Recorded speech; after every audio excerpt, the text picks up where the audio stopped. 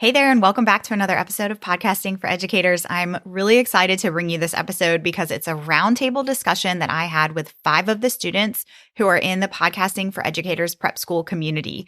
I originally recorded this to include as part of my 5-episode podcast launch guide series, but it was so good that I knew I also had to air it on this podcast for you all to hear.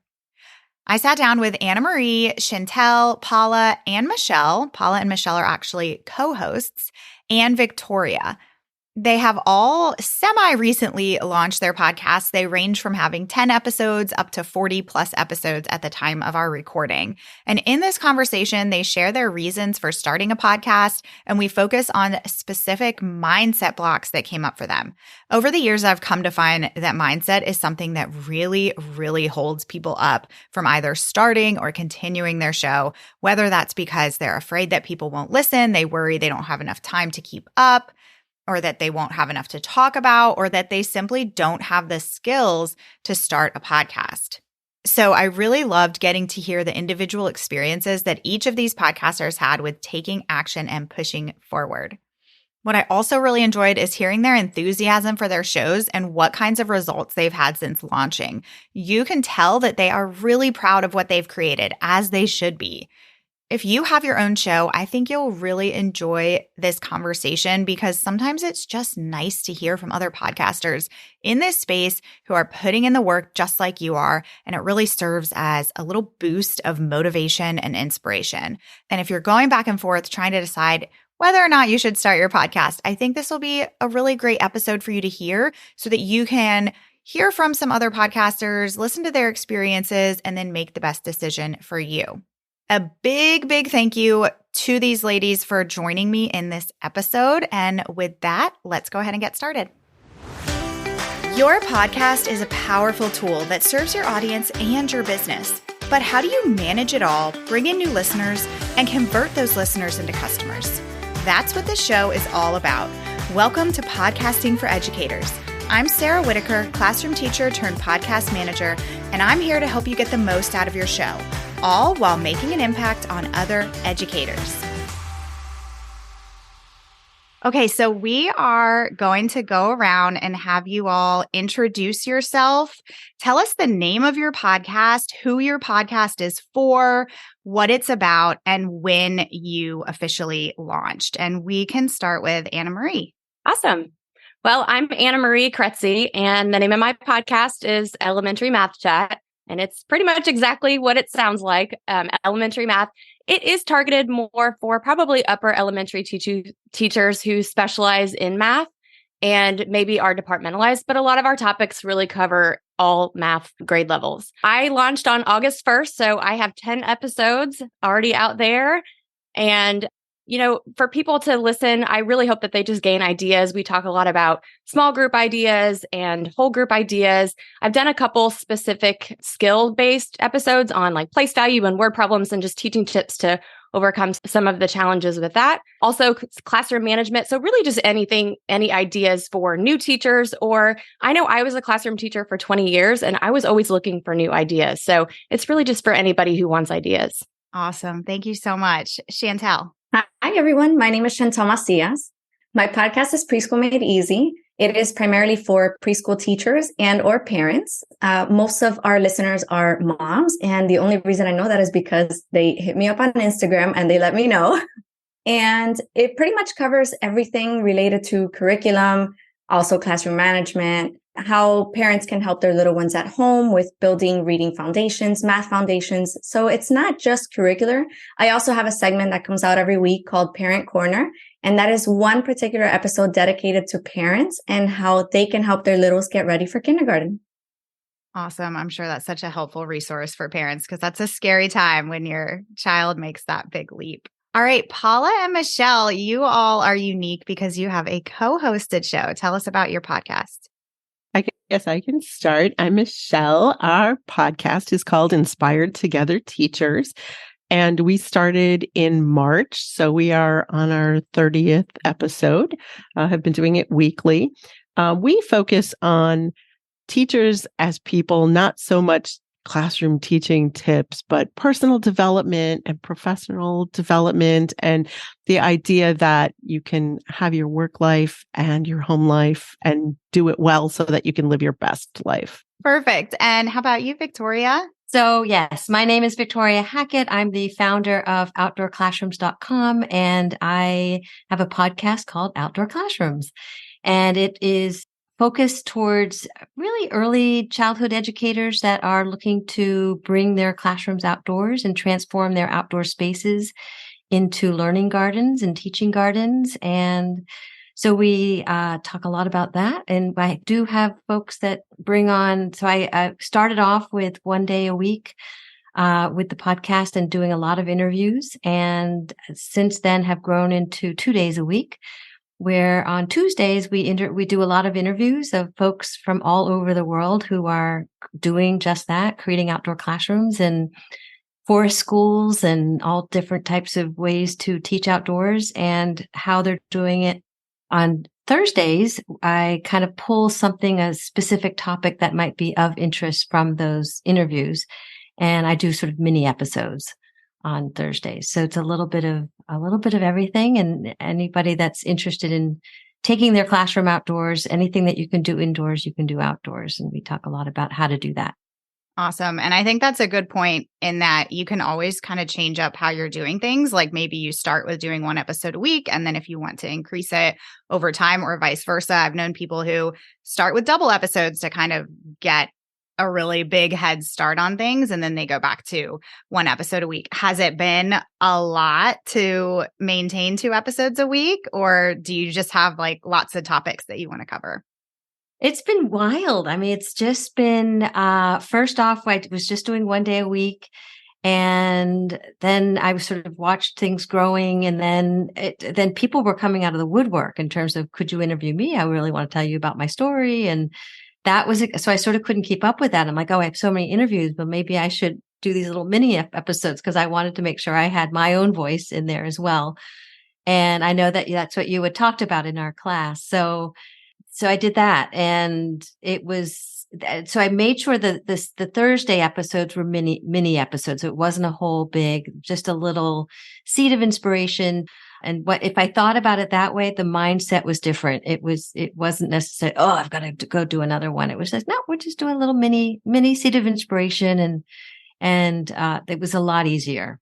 Yes. Yeah. Keeping that length shorter definitely makes things a lot more manageable long term. So I love that all of you are in the education niche, but you all have such different shows and different topics and different audiences. And I would really love to know why you initially decided to start a podcast in the first place, because we all run businesses and we're using our podcast as an extension of our business. But like, what was that driving force for you to finally make that decision to move forward with your show? And we can start with you, Annamarie. Sure. Well, honestly, I had never even thought about a podcast, but I've always been somebody who's really wanted to help teachers. Even when I was a brand new teacher, anytime I got a new idea, I wanted to share it. And I'm just a year out of teaching. I left a year ago, and I really made a commitment to myself that I wanted to help teachers in a big way. Last year, it was subbing. I subbed a couple times a week, and I felt like I was really making a big difference. But at the end of the year, I felt like I was just like going back into what I had left. And so I just felt the need for a change. And this is a true story. I was on a walk one day listening to the Elite Edupreneurs podcast on your episode, Sarah. I almost didn't even listen because the title was Why You Should Start a Podcast. And I'm like, that's not really me. But I listened to it, and like not even halfway through, I thought, oh my gosh, this is what I need to do. And I had just presented virtually at a conference like a month earlier. And it dawned on me, like, it is really easy for me to talk about math. And, I have 20 years under my belt and I have a lot to share. And so it just seemed like, oh my gosh, this is it. And as soon as I got home, I actually did your guesting course first. I don't even know if I finished it because after I had done like almost a year of planning, I thought I need to do my own podcast. Yeah. So I think that day I bought the prep school and I never looked back. So I think this is what I was looking for. And I just want to reach a lot more people than I ever could in the classroom. So I'm very excited so far. It's a lot of work. I knew that going into it, but it just feels like I'm making a really big impact. Yes. I love that you jumped in right away. Like you really did hit the ground running and got everything done and launched so quickly, which is so great. And yeah, that's one of the things I love about podcasting is you really do get to extend your impact to teachers all over the world, not even just all over the country. It's really cool to like look at your stats and see where the different people are listening. It's really neat. And a lot of people, that happens when they start podcast guesting and then they're like, oh, this is something that I could probably do on my own. So very, very cool to hear your journey. How about you, Chantal? I'm going to piggyback off of both of you and say the impact was one of the reasons, but I think I just wanted to have fun because there's so many tasks that we are responsible for in running our businesses. And like you said, we all have the same niche, but everybody has a different focus. But essentially, we all share a lot of the same tasks, right? A lot of the redundant tasks and things that we have to do for our business, the marketing, the social media, the emailing, the blog post, the creation. Like we can go on and on for weeks about this, but I really wanted something fun where I can share my content that I already have created and just put it in a different format so that I can reach more people, but also just have something that they can listen to that's fun, very laid back, very casual, and almost like you're having a conversation with someone where I know I find myself listening to your episode, Sarah, and it's so funny. I find myself in the car going, yeah, girl. Yes. Oh my gosh. Why didn't I think of that before? Like, what am I doing? I love that. It's so true though. Podcasting, I think, is so much fun. And especially like situations like this, when you get to connect with other people that otherwise, when would we have connected? When would we be able to see each other face to face? It does totally add an element of fun to your business. And you mentioned creating episodes from content that you already have. I think a lot of times we talk about how, you know, your podcast content gives you so much content for social media and for email and all of that, but it also works the other way. If you're somebody who has tons of blog posts that you've posted over the years, that's a great place to start with those blog posts that you already have and turn that into podcast content. Paula, how about you guys? I feel like you were all giving us the perfect lead up here because those were all of the reasons that we started as well. We wanted to impact more teachers. We wanted to make a difference. We had a blog going. We have a successful blog. Our website is inspiredtogetherteachers.com. We'd been running a blog, but we needed a different way, a new, rejuvenated, energized way to reach teachers. When we were working workshops or when we were having workshops in the summer, we'd get to tell stories and talk to teachers. And it was really this engaged conversation. And then we'd write something on our blog and we didn't know how people really engaged with that. We didn't get to see how people were listening to it. It's been really fun since we've had our podcast that people will come up to us and say, oh, I was listening to you this morning on the way into work. And I thought about this. No one ever did that with our blog. With our blog, no one said, I was reading your blog post on the way to work this morning. So that's been really exciting to just offer that more personalized. I think the listener feels like it's a much more active experience when they're listening to you versus reading your blog. So it's really been able to extend our reach beyond people who might not have read our blog before or worked with us in some other format. Yes, I know. Listening or hearing from listeners is always the best feeling. It never gets old. And a lot of you have brought up this point of you're creating content that is more accessible for your audience. They're able to listen on their way to work or on their lunch break or on their walk after school or wherever, which I think is super unique to the platform of podcasting. All right, Victoria. So all of the above. So, but the one twist, I was lying in bed sick with COVID and the world stopped and I saw Sarah's, something popped up on somewhere on social media somewhere. Yes. So I'm like, I think I was one of those people that I just couldn't get the blogs going. There was just so many different things in my business that I couldn't keep track of. And then all of a sudden I realized, you know what? What I really, really want to do is build community. Really want to build community. Yes. And I really don't want to be the person standing on the top of the mountain saying, look at me and look at all the things I can teach you. What I wanted to do was spotlight outdoor classrooms and forest schools and folks that were in the trenches doing the work and providing a platform for them where I could spotlight them and we could all become a community and learn from each other. And that's exactly what's happening. So people are coming out of the woodwork and saying, wanting to be showcased. And then we become friends. And all of a sudden we're not sort of in these separate silos, working separately. We're opening it up and becoming a real community. And it's funny to think that all came from seeing your post and being sick and having the world stop and really rethinking how I really wanted to take my next step in my business. Because again, I was exhausted. It was just like doing all the things, but never really feeling like I was getting anywhere. Yes. But the podcast is, again, like everybody has said, has been this incredible rebirth and energy. It's just brought a whole new energy into my business, which is exactly what you said in your class. So I'm forever grateful. Oh gosh. I mean, it makes me so happy to hear that all of you are enjoying your podcast so much, because that is what I want for you. And that's the experience that I've had with my show as well. And Victoria, you bring up a really good point about, like, I love how you spotlight people in your podcast. A lot of podcasters feel that podcasting can sometimes feel one-sided especially if you're doing mostly solo episodes, you're kind of just talking to yourself behind a mic at your computer. And that can feel a little bit isolating sometimes, especially if you're not getting a lot of people reaching out to you.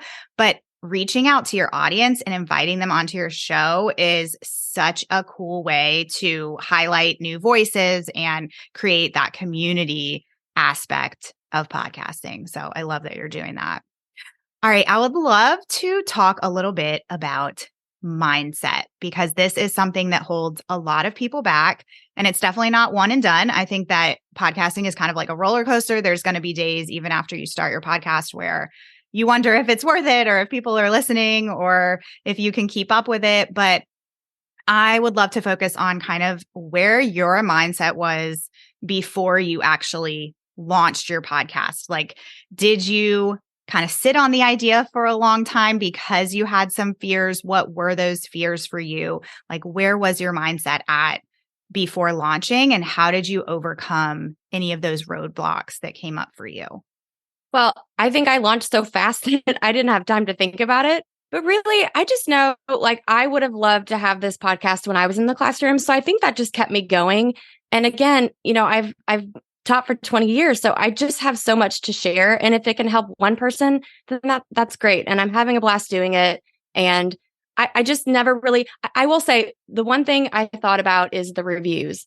Like, I know those reviews are going to be out there, and, I hope they're great, but in reality, they're not always going to be, and you're not going to be everybody's cup of tea, and that's okay. But I had to think about, like, I get TPT reviews all the time, and some of them are great and some of them aren't. And then you use that constructive feedback and you make it better. So I think that's the only thing I had to, like, mindset had to get over. But other than that, I feel like teaching is such a great community, and, people aren't going to leave those negative reviews that you see online with other podcasts that you listen to. So I just kind of had to get that out of my head and move forward. Yes, I admire the TPTers out there who have to deal with negative reviews, because I know for me, like, I am a very sensitive person when it comes to that kind of thing. It's still, I mean, I'll call it like an irrational fear, but I check my reviews all the time, and I'm waiting for the day that somebody gives me a 1 star, because it like affects you personally. You're putting so much work into this. But like you said, ultimately, if it does happen, you have to focus on the positive. How about you, Chantal? Yeah. So I actually told my husband in the beginning of 2022, I'm going to launch a podcast in 1 year. And the idea kind of sat by itself in the back of my mind for a while. I couldn't do anything, or at least I thought I couldn't, because I was still in the classroom full time. I had spent 5 years at home raising my daughter. And then when she started kinder, I went back into the classroom with her because I was offered a class right next door to hers. I mean, how can you say no? Yeah, that's amazing.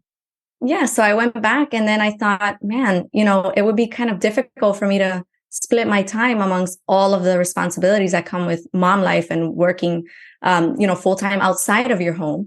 But I had already had this business before where I was working at home on my own, on my business. So I thought, let me just take another break and see how it goes. And then earlier this year, I left the classroom again. And I thought, well, that idea is still there. So I found your course, and thanks to Janice, my friend, who's also my podcast manager, she said, listen, this is the way to go. If you want to launch it and you want to put this out into the world, you've got to take Sarah's course. And so I did. And it was just life-changing. I mean, all the opportunities that I saw, just, it was like 1,000 light bulbs going off at the same time. The idea started coming so easily because, like I mentioned, we already had content. So I think the mindset that I had to kind of overcome was that I can't do it, or I didn't have time. I was going to make the time to do it. Even if I was busy, there's always times when we're just sitting there watching Only Murders in the Building or any other Netflix show. And like, girl, you could be doing something. You could be just recording a really quick episode. And I'm really proud to have actually done it, because my episodes are 10 minutes or less. And it's what busy moms and teachers get to hear. So I'm really grateful for that.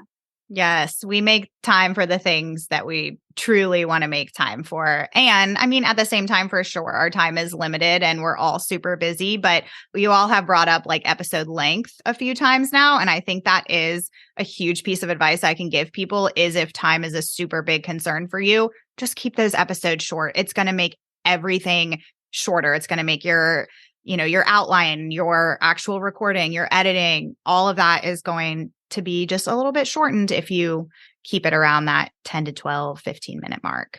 And much more enjoyable too, I think. Yeah. And more consumable for your listeners too. If they see a 10 to 12-minute episode versus a 60-minute episode, they know that they're going to be able to listen to those shorter episodes. All right, Michele and Paula. Michele, I think, is it your turn?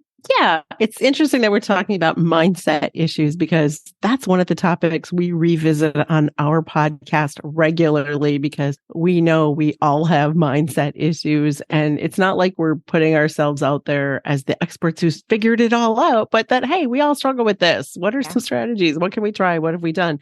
So I would say that we didn't come into this like with imposter syndrome or anything like that, but we definitely came into it in that we have no idea what we are doing. But we are lifelong learners and we are smart and we can figure it out. And so that's the sort of the attitude that we did. It's like, okay, well, let's read, let's buy some stuff, let's study it.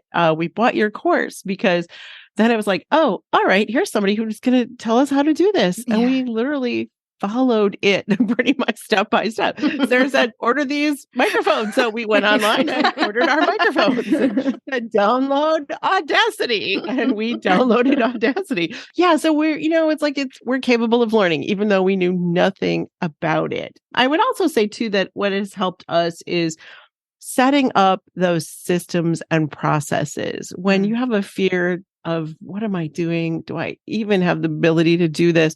Just setting up those procedures and those steps. And we've created our own processes. For example, Paula does all the editing and does that end of things. And I do all the show notes end of things. So we've set up, responsibilities. We've broken things down into step by step by step, because I think anytime you're afraid of something new or it challenges you and you don't know what to do, it's piece by piece by piece. Get those little steps and then it's not so overwhelming. So we took a lot of small steps daily, and it was a good strategy to start something like this that was completely unfamiliar to. I mean, we were listeners of podcasts, but we had never done anything like this. So I think that was a good strategy for us. So, break it down, learn, and take it piece by piece. Yes. So well said. I think most of us don't have any kind of background in any tech when it comes to podcasting. We're not audio engineers. We don't really know how this stuff works, but we can learn. And you all have learned. I learned when I started this. So I think that is just such a great point. All right, Victoria, back to you. How did you feel before you launched your show? Did you have any kind of mindset blocks? Oh, yes. I decided it was one of the twofold. I think there was the part of me that said, absolutely, this is what I'm doing.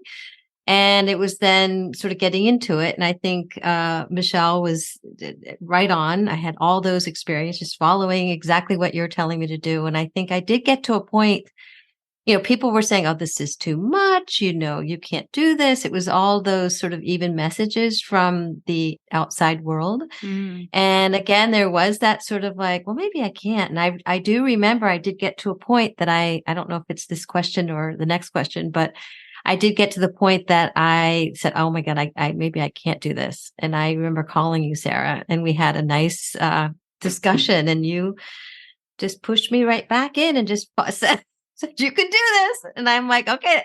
And it's sort of like all I needed was you to say that. And I just took off from there. I'm like, okay, Sarah believes in me, and I will, but there were some exterior, like it's going to take too much time and it's too technical and all this stuff. And that was coming from actually people, and also just myself in terms of, oh, I'm not a technical person. I can't do that. It's all that I can't. You've put a label on yourself. Yeah. And then I was just, and once I got through that block, and it was a real block, it was like, oh, the skies opened and the systems got into place, and I got into this rhythm, and then people started listening, and I'm like, and then my things went up and up and up. I sort of became addicted to watching. Yes. Wow, more people are actually listening. And I got really addicted to it. I'm like checking each month. I'm like, I'm going to have to do 2 and see what happens if you do 2. And then it really leaped. And I'm like, wow, This is so cool. Yes. So, and then my husband's like, whoa, it sort of was surprised that I have almost 50 episodes now. So, it's been a wild ride, but really, I think but entrepreneurship, and when you have your own business itself, is sort of a therapeutic process, because it forces you to tap into areas of yourself that you don't think you can do it.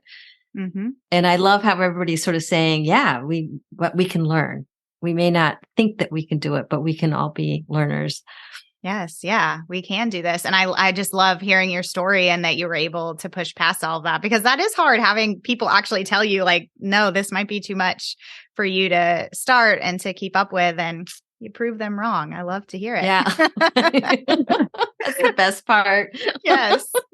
I love that. That's amazing. Well, honestly, huge kudos to all of you for really sticking to the process, going through it, pushing forward, and getting your podcast out there. It's been so cool to hear about how it was for you in the beginning. And now I would love to kind of wrap things up by knowing how it's going for you now that you are launched and you've got episodes out there. I know we're all kind of at different places depending on when you started, but how's it going, and what are you loving the most about podcasting? Well, I actually want to add on to my answer from last time. I think when I really think about it, I had to get over the perfectionism in myself. And I think a lot of teachers have that, especially my launch episodes, because I knew so many people that knew me, my friends and family would be listening. Yes. And so I think I even posted in the Facebook group about that. How do you get over that? I mean, I think I recorded my first few episodes 10 times. I'd take a walk around the neighborhood and listen and be like, I don't like that. I need to say this better. And I just realized done is better than perfect. And I just had to get over that. And so now I'm enjoying the process a little bit more, now that I'm not so in my head about it having to be perfect. It's really about the message, and people listening aren't going to be picking it, running a fine tooth comb through it like I am. So no, I'm having a ton of fun. Now it's so much easier. I've learned how to edit a little bit quicker. My show notes, that was kind of a challenge for me to get past, of getting that all set up on my website. But now that I have that, it's just kind of seamless, and I have a routine, and I have so many ideas. I think I would like to get guests in, but that might be a season 2 thing. I have so many ideas that I want to share, and I'm excited about it. Like I said, I have 10 episodes, and I know, isn't there a stat about only 2, what is it? I just actually recorded this I think I actually said it on my episode that went live this week, and I'm forgetting what the statistic is. It's 2 million. Out of 2 million podcasts, 90% of them don't get past 10 episodes. 10 episodes. Yes. So at this point, I'm just really proud that I am not in the 90%. I'm above the 90%. So I'm just really proud of myself. This is something that's really stretched me. And like I said, there have been hard times, but I'm getting the message out. I really feel like I'm making an impact. I've heard from, teachers I know that are listening. I've heard from people on Instagram that are listening, that are really enjoying it. I think it makes almost more meaning when you hear from strangers, because you're like, wow, there are people listening. So especially down the road, Annamarie, when you'll get somebody who will reach out and say, I've been listening since whatever, 5 months ago, 6 months ago, but it's their first time reaching out to you and it's somebody that you've never heard from before. And then you have all kinds of questions like, where did you find my show? But it's such a cool feeling. All right. Awesome. Chantal. Yeah, I also just hit episode 10. So yay to us. You guys. Yeah. Congrats. It's been so much fun. Thanks. It's been so much fun. I love also, like you said, Annamarie, that now that you have your routine down packed, it just makes the process easier, more enjoyable. I think you're more relaxed, like you said, you're not so caught up on the perfectionist part of you that wants to take over and make sure that every word is said. Like I've just let go of all of that. And I'm trying not to sound like a blog post when I'm recording, trying to sound more conversational, because it really makes a difference when you listen to other podcasts and they sound like that. Like, oh, okay, this person could be my friend. And I want to be that too for my listeners. But what I love the most about it is just getting questions from people over on Instagram, asking me to make an episode about something new. Like, my account was just one of those that was like, oh, I see people all the time saying, I've gotten so many questions, but really, did you? It's kind of like, well, no, I really didn't get that many questions. So you have to do your market research and ask people what they want. So I've gotten a little bit better about doing the market research and using the language that people are actually asking me so that I can answer their questions because, if one person asks it, a bunch of them are thinking it, they just haven't asked. Yes. So it's been nice to kind of connect with more people like that and actually try to help them. Yes, it's great because you also know that you're creating content that your audience for sure wants to hear about, which is a great feeling. And you both mentioned how you feel like things are finally starting to get a little bit easier. And I think that's what's so hard in the beginning is you're both learning the skills and you're also having to apply them at the same time in order to get your podcast off the ground. But it does get easier. It's still going to take time, but at least you know the routine and you know how to do all of those things like editing. Okay, Paula. We are on episode 30, as Michele mentioned earlier, which we're really happy to hit that number. That's an exciting number for us. I think what we're really loving is the audience interaction. Like everyone else has said, we just didn't have that with our blog posts as much. We get to be so much more authentic. Michele and I will have a draft of the script, and then we'll each fill in our own examples. We're reading research. We want to share this happiness research and we want to give our own examples. If that's like what the podcast episode is, we'll show up to record and we have very similar examples and it's fun. So we're learning a lot about ourselves, but that tells us that other teachers can probably relate as well. So that makes it easier to have a conversational tone, to be more authentic, where you don't always get that in a blog post because it doesn't come across that way. So we get to really replicate some of the things in our business that we love the most, which is working with teachers and inspiring teachers. And we get to do that now in a systematic way that's still systematic like a blog post, but more authentic. We also love when people reach out to us. Sometimes we've just been kind of throwing out little things. The other day, maybe 2 episodes ago, we said, hey, we're thinking about doing a Enneagram retreat. We're both certified Enneagram trainers. Does anyone think that would be fun? And right away, as soon as it launched, somebody messaged us. They're like, I'm in for the Enneagram retreat. So, if we had put that out in a blog post, it just would have been completely different. Or even if we were at a workshop and we had said, hey, we're thinking about doing an Enneagram for Teachers retreat, talk to us later. People leave the workshop. They're not thinking. We have people messaging us. So we really love that. It's a great way to authentically connect with our audience. And we have a great system going. It took us a little while. I would say we were a little past 10 episodes before we really had it going. Mm-hmm. And another thing we've really appreciated is getting episodes built out ahead of time. For us, because we have 2 people's schedules, one of us might be on vacation or one of us might have, a really heavy course we're teaching that are going to be really busy.